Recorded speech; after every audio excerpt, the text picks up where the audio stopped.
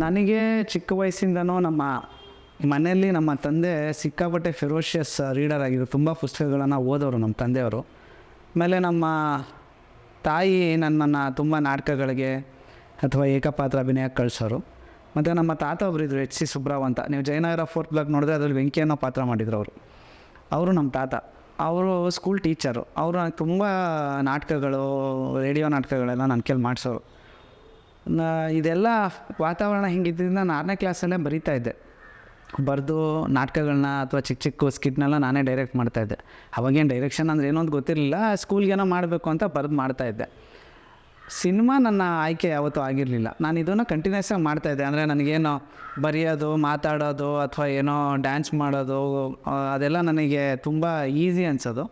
But ನನ್ನ ಆಯ್ಕೆ ಇದ್ದಿದ್ದು ಕ್ರಿಕೆಟರ್ ಆಗಬೇಕು ಅಂತ, ಕ್ರಿಕೆಟ್ ಪ್ಲೇಯರ್ ಆಗಬೇಕು ಅಂತ. ಬಟ್ ಆವಾಗ ಆಗಲಿಲ್ಲ, ನಾನು ಕ್ರಿಕೆಟ್ ಪ್ಲೇಯರ್ ಆಗೋಕ್ಕಾಗಲಿಲ್ಲ. ನಾನು ಕಾಲೇಜ್ ಡೇಸಲ್ಲಿದ್ದಾಗ ನನಗೆ ತುಂಬ ಜನ ಫ್ರೆಂಡ್ಸು ಹೇಳೋಕ್ಕೆ ಸ್ಟಾರ್ಟ್ ಮಾಡಿದ್ರು. ಅಂದರೆ ನಾವು ಮಾತಾಡ್ತಾ ಇದ್ದಿದ್ದು, ನಾನೇನೋ ಐಡಿಯಾ ಹೇಳ್ತಾ ಇದ್ದಿದ್ದು, ಈ ಮಾಮೂಲಿ ಗೊತ್ತಲ್ಲ ಫ್ರೆಂಡ್ಸ್ ಜೊತೆ ಕೂತಾಗ ಏನೇನೋ ತರಲೆ ಮಾತಾಡೋದು, ಇದೆಲ್ಲ ಮಾತಾಡಿದಾಗ ನೀನು ಸಿನಿಮಾಕ್ಕೆ ಯಾಕೆ ಹೋಗಬಾರ್ದು, ನಿನಗೆ ಏನೋ ಬೇರೆ ಥರ ಇದೆಯಾ, ನಿಂದು ಥಾಟ್ ಪ್ರೊಸೆಸ್ ಬೇರೆ ಥರ ಇದೆ ಅಂತ ಕಾಲೇಜಲ್ಲಿ ಸ್ಟಾರ್ಟ್ ಆಗಿದ್ದು. ಅಲ್ಲಿಂದ ನಾನು ಸಿನಿಮಾಕ್ಕೆ ಬಂದಿದ್ದು. ಸಿಕ್ಕಾಪಟ್ಟೆ ಸಿನಿಮಾ ನನಗೆ. ಅಂದರೆ ನನಗೆ ಚಾರ್ಲಿ ಚಾಪ್ಲಿನ್ ನನ್ನ all time favourite director and actor, technician Charlie Chaplin. ನನಗೆ ಪುಟ್ಟಣ್ಣ ಕಣಗಾಲ್ ಅವ್ರದ್ದು ನಾಗರಾವ್ ಇರ್ಬೋದು, ಸಿದ್ಲಿಂಗಯ್ಯನವ್ರದ್ದು ಭೂತಯ್ಯನ ಮಗ ಅಯ್ಯೋ ಇರ್ಬೋದು.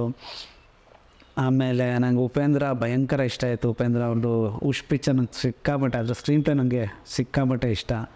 ಸೊ ಈ ಥರ ನನಗೆ ಮಣಿರತ್ನಮ್ ಅವ್ರದ್ದು ಕಣ್ಣತ್ತಿಲ್ ಮುತ್ತ ಮಿಟ್ಟಾಲಿರ್ಬೋದು, ಎಷ್ಟೊಂದು ಈ ಥರ ನನಗೆ ಅವತ್ತಿನ ಕಾಲಕ್ಕೆ ಅವತ್ತಿನ ನಿರ್ದೇಶಕರು ಅವತ್ತು ಹೇಳ್ತಾ ಇರೋವಂಥ ಕಥೆಗಳು ನನಗೆ ಯಾವಾಗಲೂ ಖುಷಿ ಕೊಡುತ್ತೆ. ಒಂದೇ ಸಿನಿಮಾ ಇಂಥದ್ದೇ ಸಿನಿಮಾ ಅಂತ ಏನಿಲ್ಲ, ನನಗೆ ತುಂಬ ಸಿನಿಮಾಗಳು. ಆಮೇಲೆ ನಾನು ಫಸ್ಟ್ ಆಫ್ ಆಲ್ ನಾನು ಸಿನಿಮಾ ನೋಡೋದು ತುಂಬ ಕಮ್ಮಿ.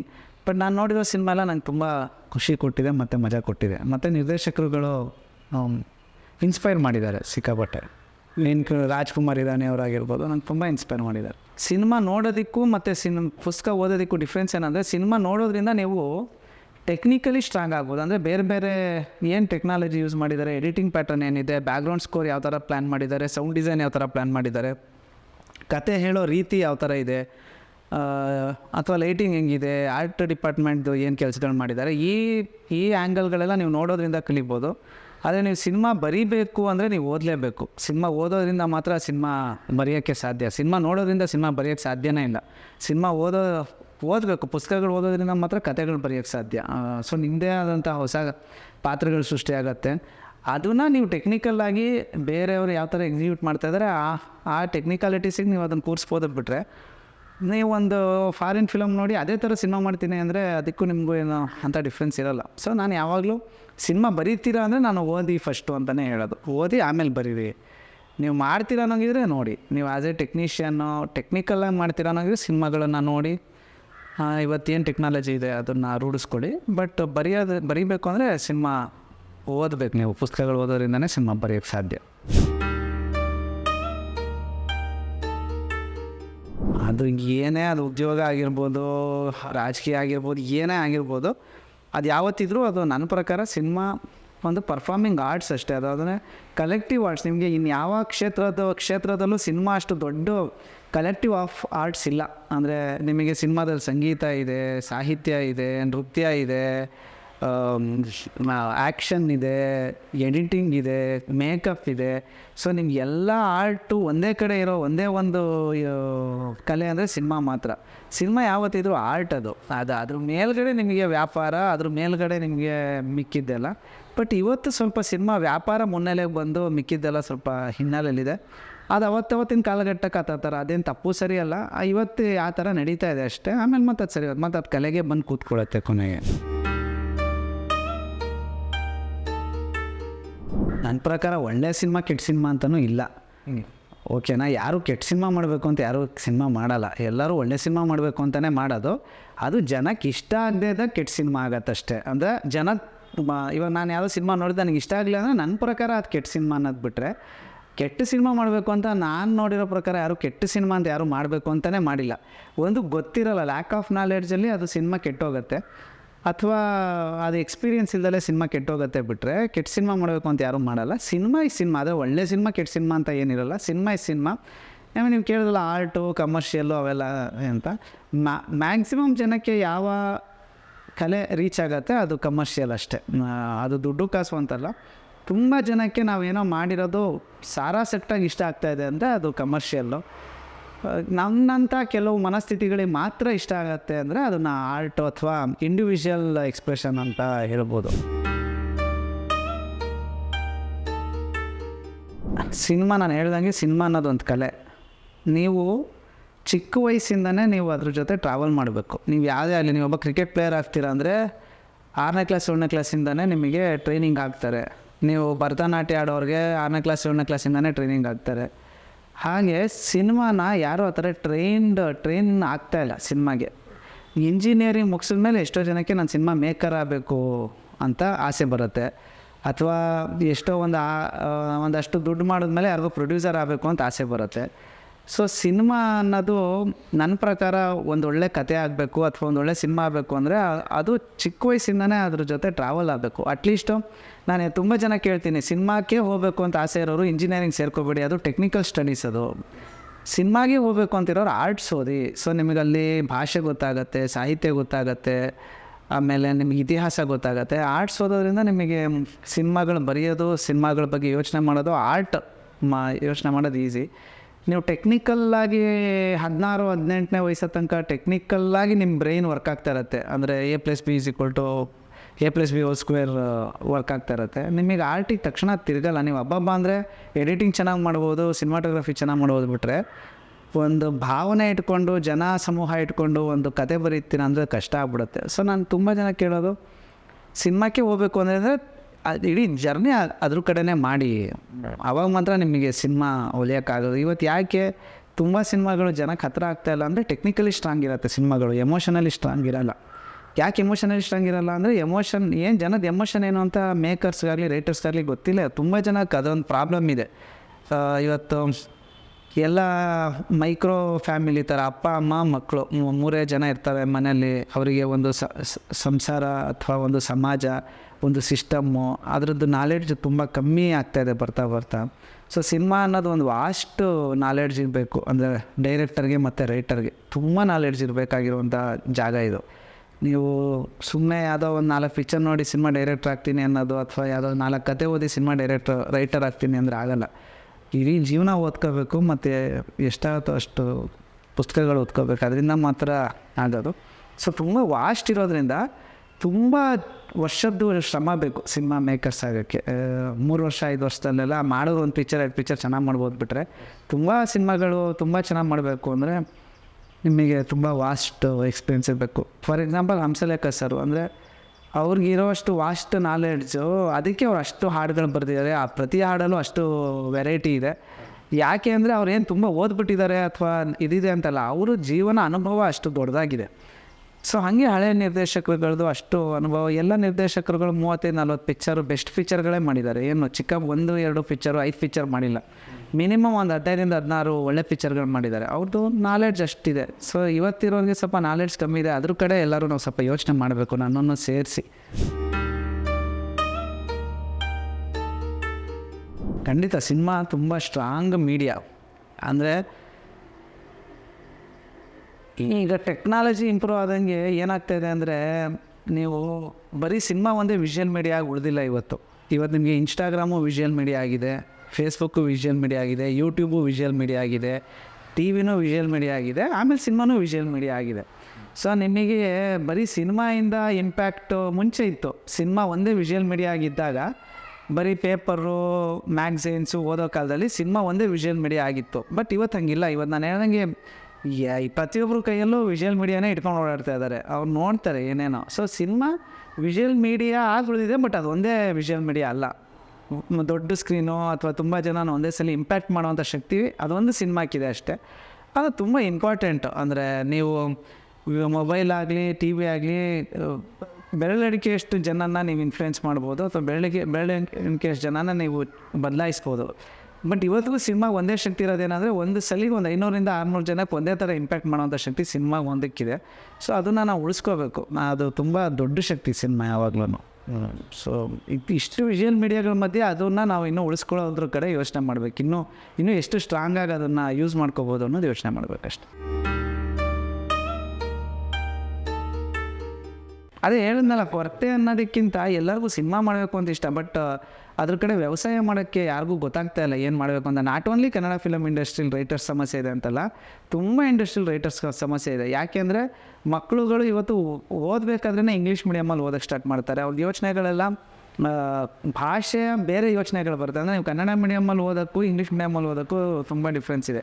ಇಂಗ್ಲೀಷ್ ಮೀಡಿಯಮಲ್ಲಿ ಓದೋದು ತಪ್ಪು ಅಂತಲ್ಲ, ಅಟ್ಲೀಸ್ಟ್ ಅವರಿಗೆ ಕನ್ನಡ ನಾಲೆಡ್ಜ್ಗಳನ್ನ ಕಳಿಸ್ಬೇಕು ಮನೇಲಿ. ಅಂದರೆ ಒಂದಷ್ಟು ಕನ್ನಡ ಪುಸ್ತಕಗಳು ಮನೇಲಿ, ಮ್ಯಾಗ್ಝಿನ್. ನಮ್ಮ ಮನೆಯಲ್ಲೆಲ್ಲ ತುಂಬ ನಾವು ಚಿಕ್ಕವರು ತುಂಬ ಮ್ಯಾಗ್ಝಿನ್ ಬರೋದು, ತರಂಗ, ಸುಧಾ, ಮಯೂರ, ಮಲ್ಲಿಗೆ, ತುಂಬ ತುಷಾರ, ಎಷ್ಟು ಕನ್ನಡ ಪುಸ್ತಕಗಳಿರೋದು. ಏನು ಬೇಕಾದ್ರೂ ತೆಗೆದು ಓದ್ತಾ ಇದ್ವಿ. ಆಮೇಲೆ ನಾವು ಕಾರ್ಟೂನ್ಸ್ ಎಲ್ಲ ಕನ್ನಡದಲ್ಲಿ ಓದ್ಕೊತಾ ಇದ್ವಿ. ನಮ್ಗೆ ಎಲ್ಲ ವಿಷಯಗಳು ಕನ್ನಡದಲ್ಲಿ ಅರ್ಥ ಆಗೋದು. ಸೊ ಇವತ್ತಿರೋ ಅದೊಂದೇ ಸಮಸ್ಯೆ, ಅಂದರೆ ಭಾಷೆ ಜ್ಞಾನ ತುಂಬ ಕಡಿಮೆ ಇದೆ. ಭಾಷೆ ಜ್ಞಾನ ಇಲ್ಲಾಂದರೆ ನಿಮಗೆ ಕಲೆ ಯಾವತ್ತೂ ನಿಲ್ಲಲ್ಲ. ಎಕ್ಸ್ಪೆಷಲಿ ಸಿನಿಮಾ, ಭಾಷಾ ಜ್ಞಾನ ತುಂಬ ಇರಬೇಕು ಸಿನಿಮಾ ಮಾಡೋದಕ್ಕೆ. ಸೊ ಅದು ಕನ್ನಡ ಸಿನಿಮಾ ಮಾಡ್ತೀವಿ ಅಂದರೆ ತುಂಬ ಇರಬೇಕು ಭಾಷಾ ಜ್ಞಾನ. ಅವತ್ತಿನ ಕಾಲಕ್ಕೆ ಬರೋ ಎಲ್ಲ ಸಿನಿಮಾಗಳು ಅದೇ ಹೇಳಿಲ್ವ ನಾನು, ಮಾಸಾಗಿ ಜನ ಯಾವುದನ್ನ ತಗೋತಾರೆ ಅದಕ್ಕೆ ಅವ್ರಿಗೆ ಸಿನಿಮಾ ಸ್ಪಂದಿಸ್ತಾ ಇದೆ ಅಂತ ಅಷ್ಟೇ. ಒಂದು ಮಾಸ್ ಆಡಿಯನ್ಸ್, ಇವಾಗ ಫಾರ್ ಎಕ್ಸಾಂಪಲ್ ನಾಗರಾವು ಪಿಕ್ಚರ್ ಬಂದಾಗ ಮಾಸಾಗಿ ತೊಗೊಂಡ್ರು ಜನ. ಅವತ್ತಿನ ಕಾಲಕ್ಕೆ ಅದೊಂದು ಆ್ಯಂಗ್ರಿ ಯಂಗ್ ಮ್ಯಾನ್ ಅನ್ನೋದು, ಅಥವಾ ಒಂದು ಪ್ರೀತಿ ಪ್ರೇಮ ಅನ್ನೋದು, ಜಾತಿ ಕಟ್ಟಳೆದಿರ್ಬೋದು, ಎಷ್ಟು ಕಷ್ಟ ಅನ್ನೋದು ಅದಕ್ಕೆ ತುಂಬ ಜನ ಸ್ಪಂದಿಸಿದ್ರು. ಹಾಗೆ ಜನಮದು ಜೋಡಿ ಸಿನಿಮಾ ಬಂದಾಗಲೂ ತುಂಬ ಜನ ಸ್ಪಂದಿಸಿದ್ರು. ಮುಂಗಾರು ಮಳೆ ಬಂದಾಗಲೂ ತುಂಬ ಜನ ಸ್ಪಂದಿಸಿದ್ರು. ಜೋಗಿ ಬಂದಾಗಲೂ ತುಂಬ ಜನ ಸ್ಪಂದಿಸಿದ್ರು. ಸೊ ಪ್ರತಿ ಒಂದು ಟೈಮಲ್ಲೂ ಗೊತ್ತಿಲ್ಲ ಅದು ಯಾತಕ್ಕೆ ಜನ ಸ್ಪಂದಿಸ್ತಾರೆ ಅಂತ ಗೊತ್ತಿಲ್ಲ. ಅಂದರೆ ಇಡೀ ಒಂದು ಮಾಸು ಒಂದು ವಿಷಯಕ್ಕೆ ಸ್ಪಂದಿಸುತ್ತೆ ಅಂದರೆ ಆ ಸ್ಪಂದಿಸುವಂಥ ಯಾವುದೋ ಒಂದು ಅಂಶ ಆ ಸಿನಿಮಾದಲ್ಲಿ ಇದ್ದೇ ಇರುತ್ತೆ. ಅದು ಪ್ರೀತಿ ಆಗಿರ್ಬೋದು, ಬಡತನ ಆಗಿರ್ಬೋದು, ಅಸಹಾಯಕತೆ ಆಗಿರ್ಬೋದು. ಆವತ್ತಿನ ಕಾಲಘಟ್ಟದಲ್ಲಿ ಇಡೀ ಜನಸಮೂಹ ಏನು ಒದ್ದಾಡ್ತಾ ಇರತ್ತೆ ಅದನ್ನು ಸಿನಿಮಾದಲ್ಲಿ ನೋಡಿ ಅವ್ರು ಅದಕ್ಕೆ ಕನೆಕ್ಟ್ ಆಗ್ತಾರೆ ಅಷ್ಟೇ. ಆ ಸ್ಪಂದನೆನ ನಾವು ಹಿಡಿಬೇಕಷ್ಟೇ ಆ್ಯಸ್ ಎ ರೈಟರ್ಸು. ಇವಾಗ ನೀವು ಚಾರ್ಲಿ ಚಾಪ್ಲಿನ್ ಸಿನಿಮಾಗಳು ನೋಡಿದ್ರೆ ಅವತ್ತಿನ ವಾಣಿಜ್ಯೀಕರಣ, ನಗರೀಕರಣ, ಅದ್ರ ಮೇಲ್ಗಡೆ ಸಿನಿಮಾಗಳು ಮಾಡೋರು. ಸೊ ಅವತ್ತೆಲ್ಲ ಅದನ್ನು ಅನುಭವಿಸ್ತಾಯಿದ್ರು ಜನ, ಅದಕ್ಕೆ ಸ್ಪಂದಿಸೋರು ಅಷ್ಟೇ. ಸೊ ಆ ಕಾಲಘಟ್ಟಕ್ಕೆ ಜನ ಯಾವುದಕ್ಕೆ ಒದ್ದಾಡ್ತಾ ಇರ್ತಾರೆ. ಆಮೇಲೆ ಜನ ಒಂದೇ ನೋವಲ್ಲಿ ಏನು ಲೈಫ್ ಲಾಂಗ್ ಇರೋಲ್ಲ. ಕಾಲ ತಕ್ಕ ಬದಲಾದಂಗೆ ಅವ್ರದ್ದು ಒದ್ದಾಟಗಳು, ಹಿಂಸೆಗಳು, ಹೇಳ್ಕೊಳಕ್ಕಾಗದೇ ಇರೋ ವಿಷಯಗಳು, ಕಷ್ಟಗಳು ತುಂಬ ಇರುತ್ತೆ. ಸೊ ಅವತ್ತಿಗೆ ನಾನು ಏನು ಮಾಡ್ತೀನಿ, ಇವಾಗ ಜೋಗಿ ಮಾಡಿದಾಗ ಒಬ್ಬ ಬಡ ಹುಡುಗ ಹಳ್ಳಿಯಿಂದ ಬಂದವನು ಇಲ್ಲಿ ನಗರೀಕರಣದ ರೌಡಿಸಮ್ಮಲ್ಲಿ ಸಿಗಾಕೊಂತಾನೆ ತಾಯಿ ಪ್ರೀತಿಗೋಸ್ಕರ ಅಂದಿದ್ದು ಎಷ್ಟೋ ಜನಕ್ಕೆ. ಈಗ 2000 ನನ್ನ ಪ್ರಕಾರ 8-9 ಬಂದಿತ್ತು ಅನ್ಸತ್ತೆ ಅದು. ಆ ಟೈಮಲ್ಲಿ ತುಂಬ ಜನ ಬೆಂಗಳೂರಿಗೆ ಬರೋರು ಹಳ್ಳಿಯಿಂದ. ಅಂದರೆ ಅವಾಗಿನ ಸಾಫ್ಟ್ವೇರ್ ಎಲ್ಲ ತುಂಬ ಭೂಮಿಗೆ ಬರ್ತಾಯಿತ್ತು, ಚೆನ್ನಾಗಾಗ್ತಾಯಿತ್ತು. ತುಂಬ ಜನ ಬರೋರು ಬೆಂಗಳೂರಿಗೆ. ಸೊ ಸ್ಪಂದಿಸಿದ್ರು. ಆದರೆ ತುಂಬ ಜನ ಬಂದು ಬೆಂಗಳೂರಲ್ಲಿ ಅದೇ ಥರ ಚಿಕ್ಕ ಹೋಟ್ಲುಗಳಲ್ಲಿ ಊಟ ಮಾಡಿಕೊಂಡು ಏನೋ ಚಿಕ್ಕ ಪುಟ್ಟ ಕೆಲಸ ಮಾಡ್ಕೊಂಡು ಇರೋ ಅಂಥವ್ರು ಇದ್ದರು, ಸ್ಪಂದಿಸಿದ್ರು, ಟಕಾರ ಅಂತ ಸ್ಪಂದಿಸಿದ್ರು ಅಷ್ಟೇ. ಅದು ಆವತ್ತಿನ ಕಾಲಕ್ಕೆ ಏನೇನು ನಡೀತಾ ಇರತ್ತೆ ಅದಕ್ಕೆ ಸ್ಪಂದಿಸ್ತಾರೆ ಜನ. ಅದನ್ನು ಹಿಡಿಬೇಕಷ್ಟೇ, ರೈಟಿಂಗಲ್ಲಿ ಹಿಡಿಯೋದೇ ಚಾಲೆಂಜು. ನಾವು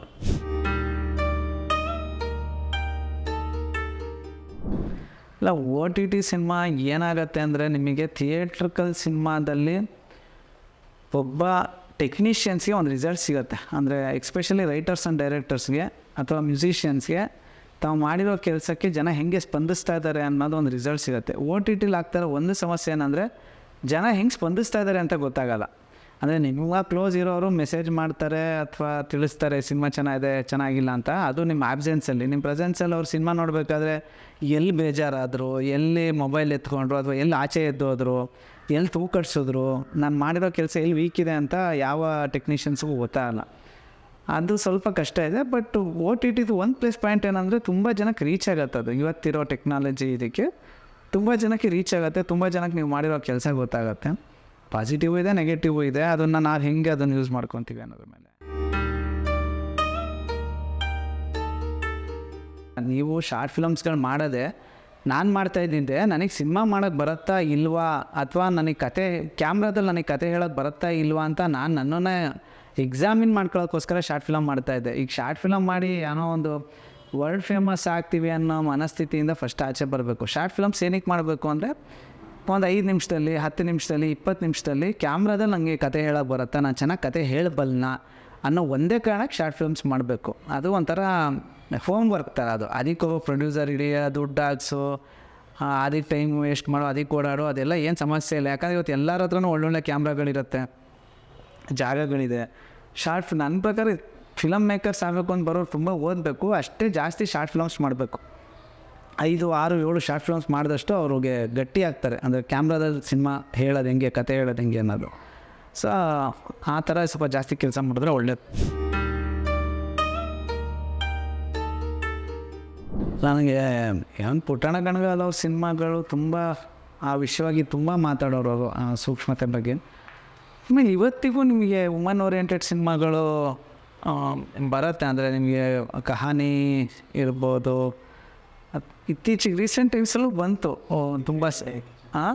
ಅಂದರೆ ಇಂಡಿಯನ್ ಕಿಚನು, ಜಯ ಜಯ ಜಯ ಹೇ ಮಲಯಾಳಂದು ಬರ್ತಾಯಿದೆ. ಅಂದರೆ ಕಂಟಿನ್ಯೂಸ್ ಆಗಿ. ಅಂದರೆ ಅದೇ ಹೇಳ್ತಲ್ವ, ಇವತ್ತು ಏನಾಗ್ತಾಯಿದೆ ಅಂದರೆ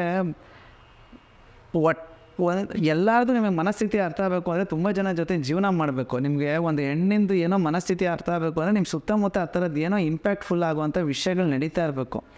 ನಾವೆಲ್ಲೋ ಒಬ್ಬೊಬ್ಬರು ಇಬ್ಬಿಬ್ಬರು ಕೂತ್ಕೊಂಡು ನಾನು ಹೆಣ್ಣಿನ ಬಗ್ಗೆ ಏನೋ ಮಾತಾಡ್ಬಿಡ್ತೀನಿ ಅಂದರೆ ಅದು ಮೇಲ್ಮೇಲೆ ಮಾತಾಡ್ದಂಗೆ ಆಗುತ್ತೆ ಅಷ್ಟೇ. ನಿಮಗೆ ಒಂದು ಪಾತ್ರ ಬರೀಬೇಕಾದ್ರೆ ಇನ್ ಡೆಪ್ತ್ ಗೊತ್ತಿರಬೇಕು, ಏನು ಅವರಿಗೆ ಸಮಸ್ಯೆ ಅಥವಾ ಅವ್ರದ್ದು ಯೋಚನೆಗಳೇನಿದೆ, ಅವ್ರ ಥಾಟ್ ಪ್ರೊಸೆಸ್ ಏನಿದೆ, ಅವ್ರು ಮುಂದಿನ ಏನು ಮಾಡಬೇಕು ಅಂತಿದ್ದಾರೆ, ಅವ್ರಿಗೆ ಯಾಕೆ ಈ ಥರ ಆಗ್ತಾಯಿದೆ, ಅದು ಅಷ್ಟು ನಿಮ್ಗೆ ಇನ್ ಡೆಪ್ತಾಗಿ ಗೊತ್ತಿದ್ರೆ ಮಾತ್ರ ಅಷ್ಟು ಚೆನ್ನಾಗಿ ಬರೆಯೋಕ್ಕೆ ಅಥವಾ ತೋರ್ಸೋಕ್ಕಾಗೋದು. ಇವತ್ತು ಸ್ವಲ್ಪ ಅದು ವೀಕ್ ಆಗ್ತಿರೋ ಕಾರಣನೇ ನಾವೆಲ್ಲ ಸಪ್ರೇಟಾಗಿ ಅಂದರೆ ಏನೂ ಗೊತ್ತಾಗ್ತಾಯಿಲ್ಲ. ಅಂದರೆ ಎಲ್ಲ ಒಂದೇ ಥರ ಅನಿಸ್ಬಹುದು ಅಥವಾ ಏನೋ ಅನ್ನಿಸ್ತಲೇ ಇರ್ಬೋದು, ಆ ಥರ ಆಗ್ತಾಯಿದೆ. ಅದು ಒಂದೇ ಕಾರಣಕ್ಕೋಸ್ಕರ ಇನ್ ಡೆಪ್ತ್ ಯಾವುದೇ ವಿಷಯನೂ ಬರೆಯೋಕ್ಕೆ ಕಷ್ಟ ಆಗುತ್ತಷ್ಟೆ, ಇನ್ನೇನೆಲ್ಲ ಬರೀಬೋದು. ಇವತ್ತಿಗೂ ಹೆಣ್ಣು ಅಂದ ತಕ್ಷಣ ಸಮಸ್ಯೆ ಅಂತಲೇ ಎಲ್ಲರೂ ಫಸ್ಟ್ ಯೋಚನೆ ಮಾಡ್ತಾರೆ.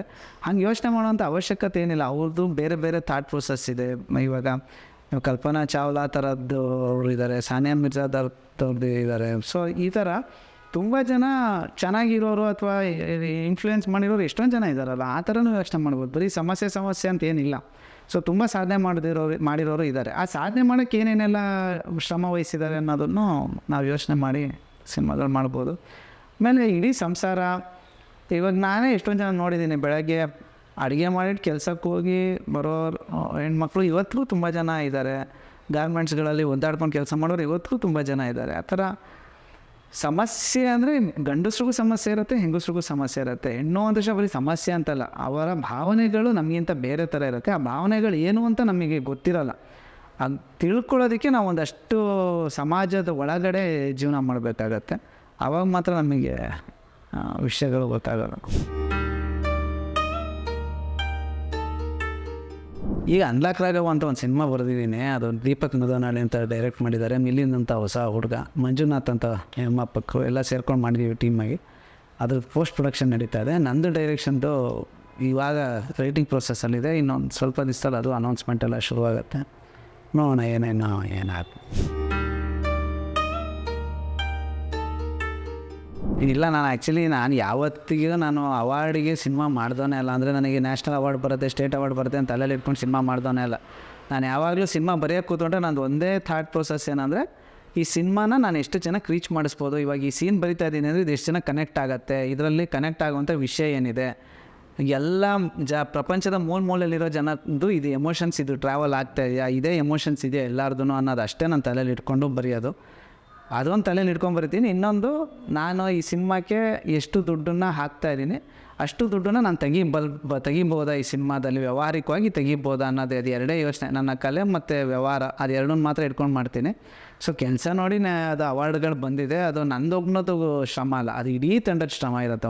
ಯಾವ್ದಾದ್ರು ಒಂದು ಅವಾರ್ಡ್ ಅಂದರೆ ನಾನು ಹೋಗಿ ಇಸ್ಕೊಳ್ಳೋದು ನಾನು ಒಬ್ಬ ಫೇಸ್ ಥರ ಹೋಗ್ಬೋದು ಅಷ್ಟೇ, ಬಿಟ್ಟರೆ ಒಂದು ಟೀಮ್ ಮೆಂಬರಲ್ಲಿ ಒಬ್ಬ ಹೋಗ್ಬೋದು. ಬಿಟ್ಟರೆ ಇಡೀ ನಾನು ಹಿಂದೆ ತುಂಬ ಜನ ಕೆಲಸ ಮಾಡಿರ್ತಾರೆ ಆ ವಿಷಯವಾಗಿ. ಅಂದರೆ ಒಂದು ಎಕ್ಸಿಕ್ಯೂಟ್ ಆಗಿ ಅದು ಆಚೆ ಬರೋ ತನಕ ತುಂಬ ಜನಕ್ಕೆ ಶ್ರಮ ಇರುತ್ತೆ. ಆ್ಯಕ್ಚುಲಿ ಅವಾರ್ಡ್ ಅನ್ನೋದು ಅವರೆಲ್ಲರಿಗೂ ಹೋಗುತ್ತೆ. ಅದು ಬಂದಿದೆ, ಅದೊಂದು ಸಂತೋಷ. ಈಗ ನಮ್ಮದು ಇಡೀ ತಂಡಕ್ಕೆ ಖುಷಿ ಅಂತ ಹೇಳ್ಬೋದು ಅಷ್ಟೇ ನಾನು.